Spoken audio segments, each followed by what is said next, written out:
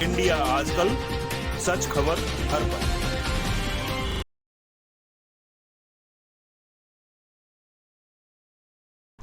नादा हो, नाजुक हो, भोली हो, सोचता हूँ मैं कि तुम्हें प्यार खिदा जानो तन साथियों, अब तुम्हारे हवाले वतन साथियों, कर चले चान यहाँ इंसान की कीमत कोई नहीं, बच के निकल जा इस धरती से, करता मोहब्बत को खाना लाई चीज करना भी ना ना ना ना ना ना ना ना ना ना ना ना ना ना नाया चेओ टेओ टेंग टेंग बुला ना पाओगे हाँ तुम मुझे यूं। अब हेलो दोस्तों, नमस्कार। मैं हूँ ईश्वर यादव, एडिटर इंडिया आजकल, और आप देख रहे हैं मेरा यूट्यूब चैनल इंडिया आजकल, सच खबर हर पल। आज मैं आपको मीडिया जगत की एक दिग्गज हस्ती से रूबरू कराऊंगा, जिन्होंने मीडिया में पिछले 45 साल से अपना निरंतर सहयोग दिया है। और इस दौरान उन्होंने प्रिंट मीडिया में तो शायद ही भारत में कोई वैसा बड़ा अखबार होगा जिसमें उन्होंने काम नहीं किया है, अपनी सेवाएं नहीं दी हैं। प्रिंट मीडिया के अलावा जब से सैटेलाइट मीडिया आया है, डिजिटल मीडिया आया है, उसमें भी उनका बराबर दखल है। तो और इस बीच उन्होंने कुछ किताबें भी लिखी हैं। पहली किताब उन्होंने लिखी थी शिला पर आखिरी अभिलेख, जो पत्रकारिता के एक और दिग्गज जिनके साथ उन्होंने काम किया है, सुरेंद्र प्रताप सिंह, उन पर उन्होंने किताब लिखी थी। एक तरह से वो उनके लिए उनकी श्रद्धांजलि थी, क्योंकि वो रहे नहीं और मीडिया में उनका बड़ा कंट्रीब्यूशन था। तो वो भी किताब काफ़ी चर्चा का विषय रही। उसके बाद में उनकी किताब आई सपनों के सौदागर। मोदी साहब जब सत्ता में आए, लेकिन वो सपने पूरे नहीं हुए, उस मुद्दे को उन्होंने उस किताब में उठाया, उसकी भी काफ़ी चर्चा हुई, यहाँ तक कि उस पर एक्शन भी हुआ।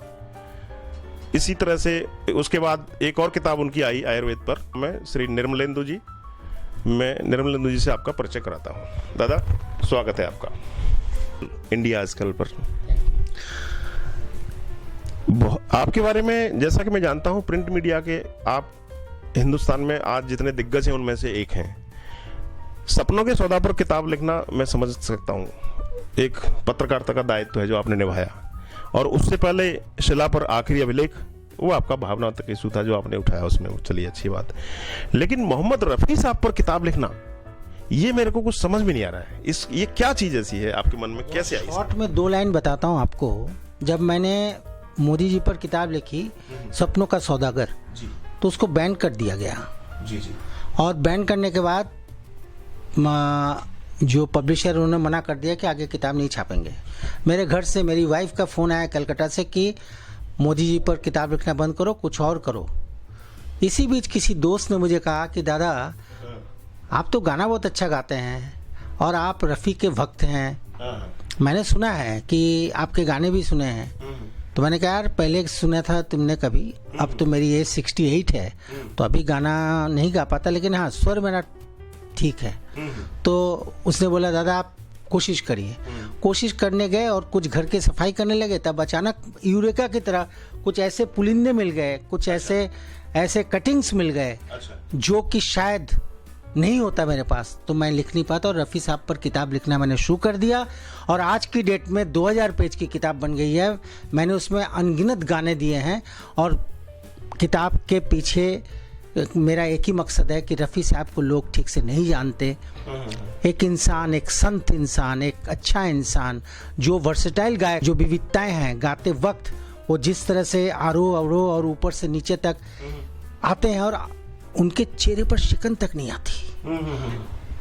उस गायक को मैं लोगों तक पहुंचाना चाहता हूं। मैं ये भी प्रश्न करना चाहता हूं सियासतदां के लोगों से कि उनको भारत रत्न अभी तक क्यों नहीं दिया गया। ठीक है दादा, आपके इस पर हम लोग आएंगे, आगे विस्तार में जाएंगे। इससे पहले कि मैं अगला सवाल करूं, हम लेंगे एक ब्रेक छोटा सा। मिलते हैं आफ्टर ए शॉर्ट ब्रेक।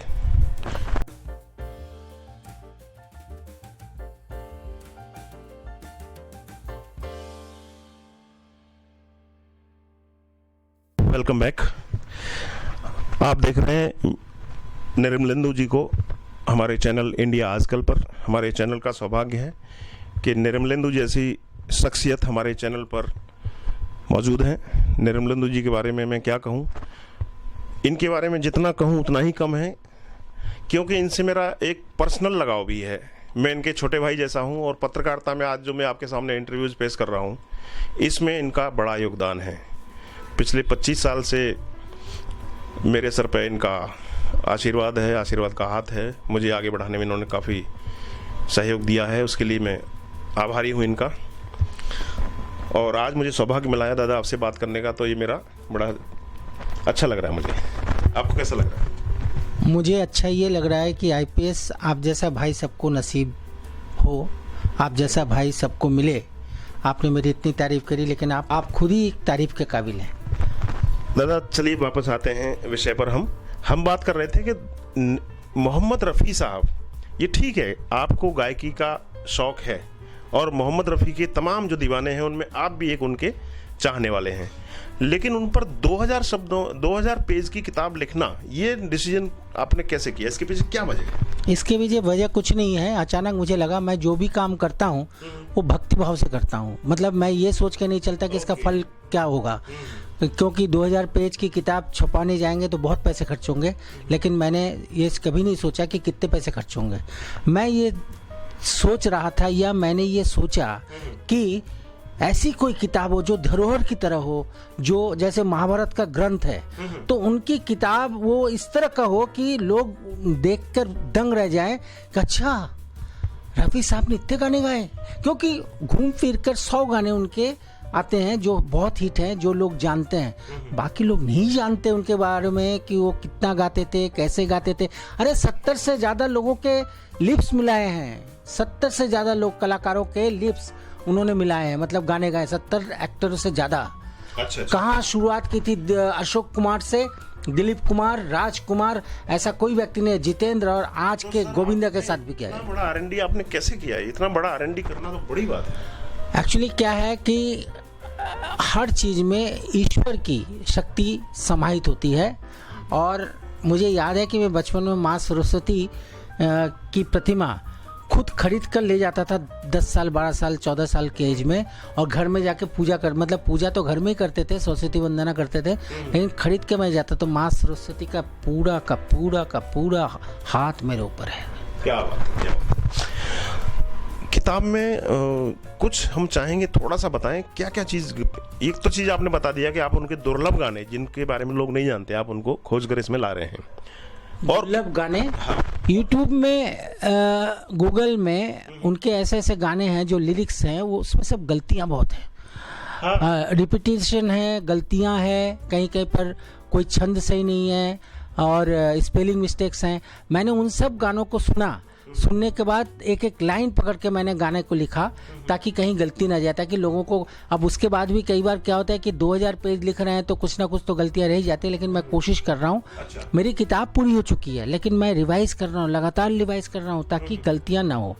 तो पहला कि मैं रफ़ी साहब के साथ ये, मतलब रफ़ी साहब पर ये जो किताब लिख रहा हूँ उसके पीछे कई कारण हैं।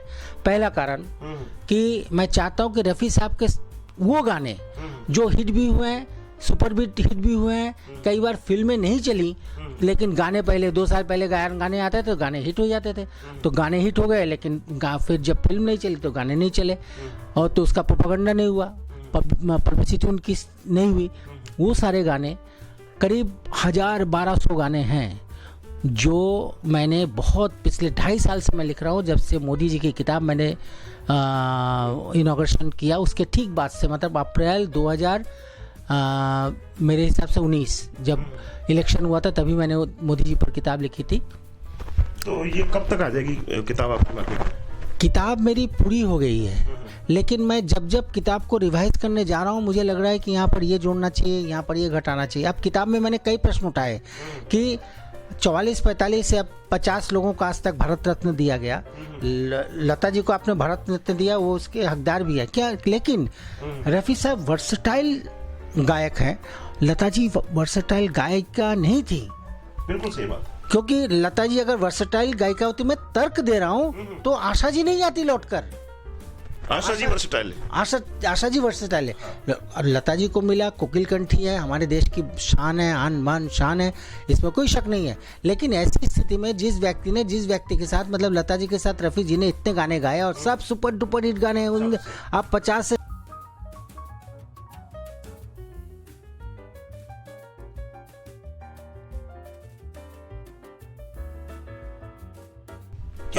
क्या रीजन है इसके पीछे? बहुत सारे लोग आवाज उठाते हैं, हमने भी उठाई है, आपने भी आवाज उठाई है, सालों से आप उठा रहे हैं। देखिए, मैं किसी वाद विवाद में नहीं जाना चाहता, लेकिन उनके साथ भेदभाव हुआ ये मैं कह सकता हूँ, आसानी से कह सकता हूँ। और भेदभाव इसलिए हुआ है क्योंकि देखिए यहीं पर एक व्यक्ति जो इतने अच्छा, सबसे बड़ी बात है कि वो एक संत आदमी है, एक सज्जन आदमी है। वैसे संत सज्जन व्यक्ति जिन्होंने किसी के साथ कभी झगड़ा नहीं किया, कभी किसी को कटु शब्द नहीं बोला, ऐसा सुनने में आया, पढ़ने में आया है, मैं देख भी रहा हूँ। मैं उनसे एक ही बार मिला था और 77 की बात है, इंटरव्यू करने आया था मैं। अच्छा। तब मेरी नौकरी हो गई थी एबीपी न्यूज़ में रविवार में, लेकिन इंटरव्यू तो कर नहीं पाया, लेकिन मुलाकात मेरी हुई थी और मैंने उनको एक गाना सुनाया था। अच्छा। हाँ, और सुन के बोला, हाँ मैंने सुनाया था, बोले कि कुछ गाओ, तो मैंने सुनाया था टूटे हुए ख्वाबों ने हमको ये सिखाया है। ये गाना सुनते बोला, उन्होंने ऐसे पीठ पे हाथ रख के बोला बॉम्बे में आ जाना चाहिए। मेरा इंटरव्यू उनसे नहीं हुआ, उन्होंने तारदेव में किसी स्टूडियो में हुई थी, मुझे एग्जैक्टली याद नहीं है। अच्छा। हाँ, और ये बहुत पहले की बात है, 1977 की बात बता रहा हूँ। मेरी 77 या 78 के शुरुआत की बात बता रहा हूँ। तब मेरी नई नौकरी थी अखबार में, तो मैं आया था, मेरे बॉस मुझे बहुत पसंद करते, तो उन्होंने कहा जाओ रफ़ी का इंटरव्यू ले आओ। लेकिन मैं इंटरव्यू तो नहीं ला पाया, इसलिए नहीं ला पाया क्योंकि इंटरव्यू देते नहीं किसी को। हाँ, हंस के चले गए, मेरा गाना सुना, तो बस इतना ही मुझे ख्वाब है। वो एक मतलब सुनहरा दौर था और मैं उस दौर को याद करता हूँ। उनके गाने, आश्चर्य की मैं बात बताऊं, किसी भी गाने पर, उनके गाने पर आप उंगली रख दीजिए, मैं उस गाने को गा के सुना दूंगा। चलिए, इसी के साथ एक गाना कुछ उनका हो जाए, एक गाना। अब देखिए, मैं आपको एक बात बताता हूँ, एक ही व्यक्ति है, एक ही आवाज है, वॉइस क्वालिटी हुई है। कभी वो गा रहे, कहाँ जा रहा है तू ऐ जाने वाले, कहाँ जा रहा है। सीमा एक फिल्म में आई थी, वहीं पर वो दूसरी तरफ गाते हैं, तुम मुझे यूं। ये गाना मोबाइल के उसमें ट्यून बजता रहता है। अच्छा। तुम मुझे यूं भुला न पाओगे, हाँ तुम मुझे यूं।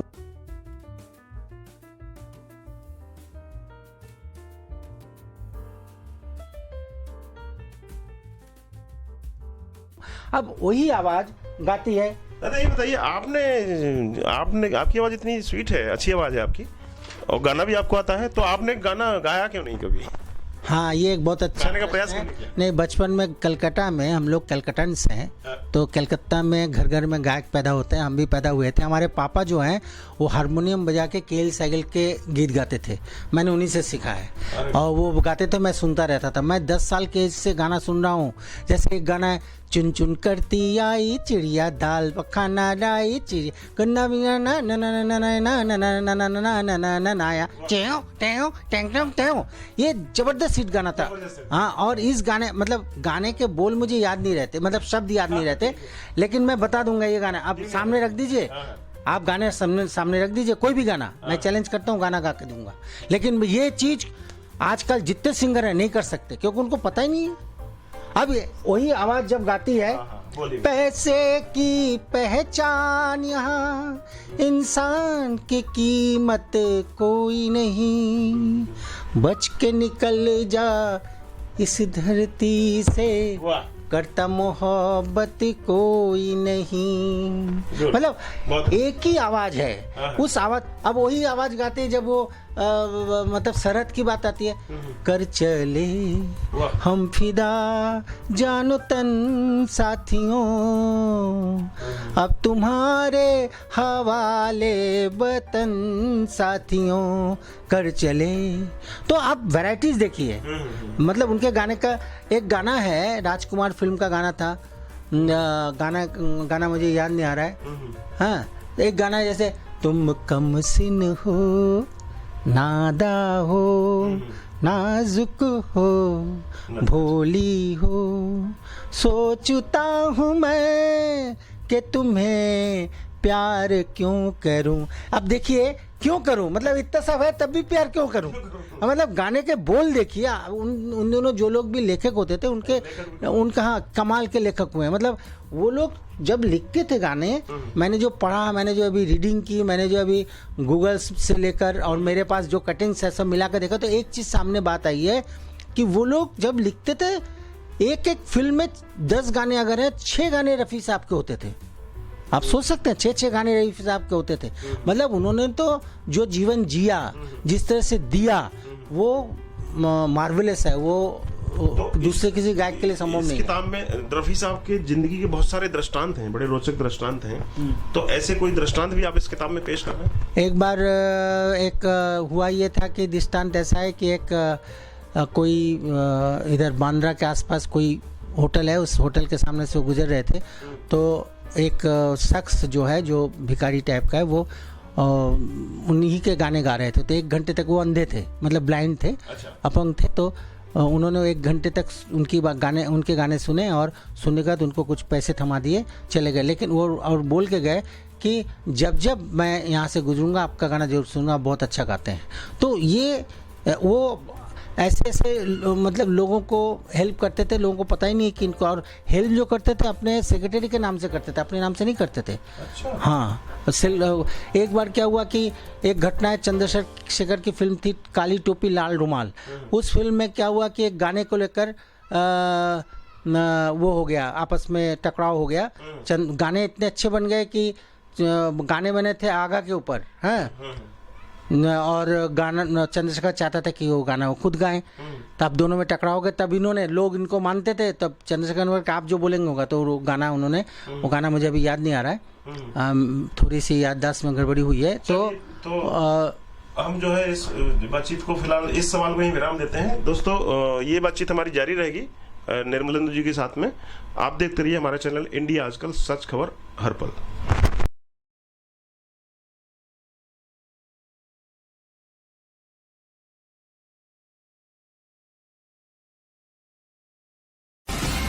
इंडिया आजकल, सच खबर हर पल।